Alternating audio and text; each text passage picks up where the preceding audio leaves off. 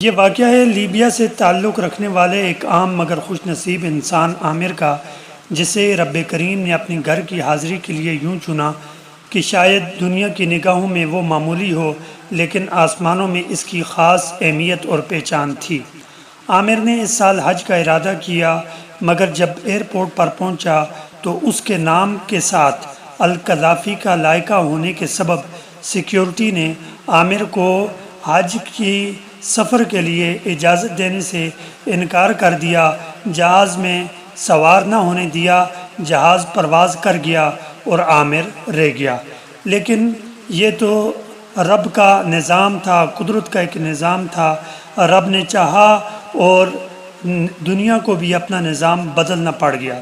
کچھ ہی دیر میں جب جہاز آسمان پر بلندی پر پرواز کر رہا تھا تو اچانک جہاز میں فنی خرابی پیدا ہوئی اور اسے واپس اسی ایئرپورٹ پر لینڈ کرنا پڑ گیا۔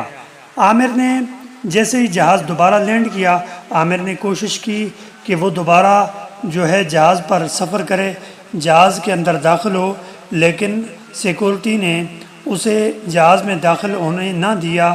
عامر ایک بار پھر رہ گیا اور جہاز دوبارہ پرواز کر گیا، لیکن قدرت کا نظام پھر حرکت میں آیا۔ جہاز دوبارہ فنی خرابی کا شکار ہو کر واپس آ گیا۔ اب کی بار عامر نے پھر کوشش کی، مگر عامر کی یہ کوشش بھی رائگان گئی اور عامر اپنی کوشش میں کامیاب نہ ہوا، لہٰذا جہاز دوبارہ پرواز کر گیا اور عامر اس بار بھی رہ گیا۔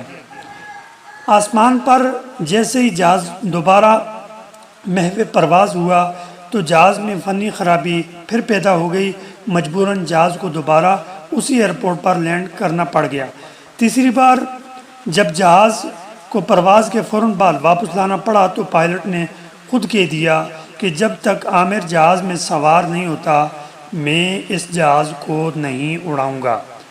ناظرین، یہ وہ لمحہ تھا جہاں زمینی فیصلے آسمانی حکم کے سامنے جھک گئے۔ عامر کو اس بار سیکورٹی کلیئرنس مل گئی، وہ جہاز میں سوار ہوا اور پھر کوئی فنی خرابی نہ ہوئی۔ جہاز نے بخیر و عافیت بیت اللہ کے لیے اڑان بھر لی۔ یہ محض ایک اتفاق نہیں بلکہ یہ معجزہ تھا، یہ رب کی قدرت اور رب کی عنایت تھی۔ یہ بلاوا تھا اس ذات کا جو دلوں کے حال خوب جانتا ہے اور سب سے بہترین دلوں کے حال جاننے والا ہے۔ بیت اللہ کی حاضری کسی ویزا، کسی دولت یا کسی رتبے کی محتاج نہیں، یہ تو قبولیت کی علامت ہے جو صرف رب کی رضا سے ملتی ہے۔ کچھ لوگ زمین پر غیر معروف ہوتے ہیں مگر آسمان پر ان کا تذکرہ فرشتے کرتے ہیں۔ آسمان پر ان کا مقام اور مرتبہ ہوتا ہے۔ آسمان پر اللہ تبارک و تعالیٰ نے انہیں فضیلت عطا کی ہوتی ہے۔ اللہ تبارک و تعالیٰ کے ہاں ان کا ایک خاص مقام اور مرتبہ ہوتا ہے اور ان کی دعا اللہ تبارک و تعالیٰ فوراً سے پہلے قبول کر لیتا ہے۔ اور جب رب کسی کو اپنے در کا مہمان بناتا ہے تو پوری کائنات کو اس کے لیے راستہ بنانا پڑتا ہے، اور یہی کچھ عامر کے ساتھ بھی ہوا۔ عامر کو یقین تھا کہ اگر اللہ تبارک و تعالیٰ کے ہاں اس کا حج کا سفر اگر قبول ہے تو دنیا کی کوئی طاقت عامر کو حج کے سفر سے نہیں روک سکتی۔